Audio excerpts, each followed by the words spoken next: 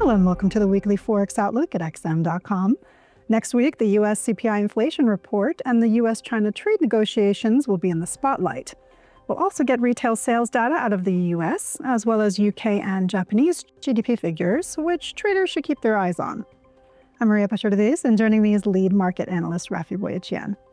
So Rafi, let's begin in the US, where we'll get CPI inflation data for April on Tuesday. President Trump's reciprocal tariffs kicked in on April 9th. So do you think the effect of those measures will show up in the April CPI report? In addition, we'll get retail sales data on Thursday and a flurry of releases on Friday, including the University of Michigan's Consumer Sentiment Survey. What should we expect from these figures, and what should traders look out for?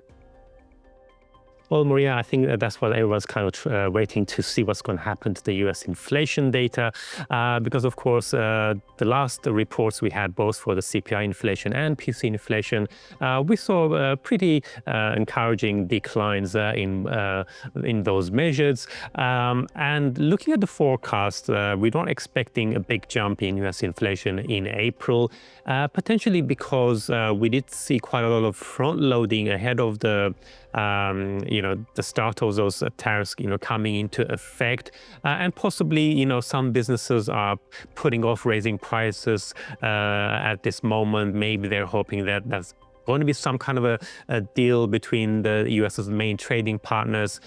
So they're trying to see how permanent these tariffs are going to be. And of course, if we end up with just 10% tariffs, which is the baseline, which doesn't include the additional reciprocal tariffs that the US has delayed for the time being for 90 days, maybe that's something that a lot of business can absorb themselves, and they don't have to pass on all of that increase onto the consumer. So looking at the forecast, we're expecting CPI inflation to stay unchanged at 2.4%. Core CPI is expected to also stay unchanged at 2.8%. But of course, we've heard from the Fed that although they are worried about inflation, of course, the fact that we didn't see much of a dovish tilt, if at all. In fact, the the Fed was pretty clear that they're in wait-and-see mode. They are, of course, mindful what's happening in the rest of the economy. Must going to be looking at the retail sales data to see if US consumer is still spending, because if we see any deterioration, whether it's going to be consumer spending, whether it's going to be manufacturing, so whichever kind of starts to weigh on the labor market, I think the Fed would be in that kind of scenario more willing to change its stance and start considering cutting rates again. But of course, retail sales data aside from that, you mentioned the University of Michigan Consumer Sentiment Survey. And this is the other area of concern, because although inflation for the time being appears to be coming down, there are concerns about inflation expectations. We saw those measures as we get in the University of Michigan survey, they've jumped in recent months. So should we see a further increase in the preliminary numbers that we're going to get in the coming days, I think that would further raise alarm bells at the Fed. So things could go either way. But of course, we have to wait and see what's going to happen with the trade negotiations as well. Now, turning to the US-China trade negotiations, there are talks scheduled between US and Chinese officials in Switzerland on Saturday. What is sentiment like leading up to this meeting, and how much of an impact do you think we'll see in the markets? So I think the way investors are interpreting this is that it's good news that the two sides are starting to hold direct talks, which up until now we didn't get any kind of negotiations. It was just through back channels. So this is a good starting point. But I think the two sides are quite far apart. I think what investors are hoping for right now is to get the talks going and potentially reduce the tariffs from the 145% we have the US tariffs on China, and 125% the tariffs that China has imposed on US goods, if maybe those come down to maybe something below 60%, which is, sort of, there's some reports about that happening, then I think that would be quite encouraging.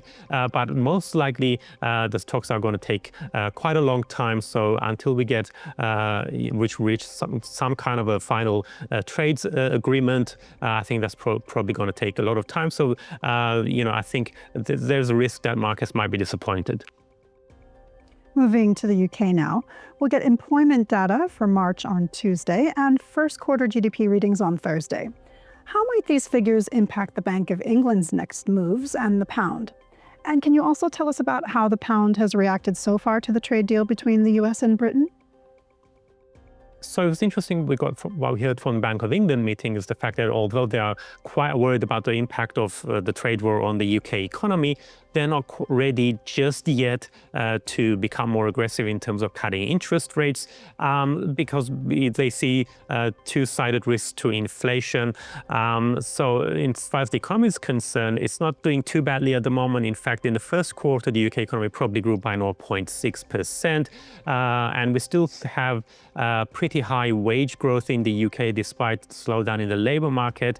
So I think, I don't think we're going to get anything in the data that's going to basically encourage the Bank of England to start cutting rates at a faster pace. And of course, the trade deal that we got between the UK and the US, it's not actually that fantastic for the UK, but it's still positive in terms of where we were before the trade war, before they reached an agreement.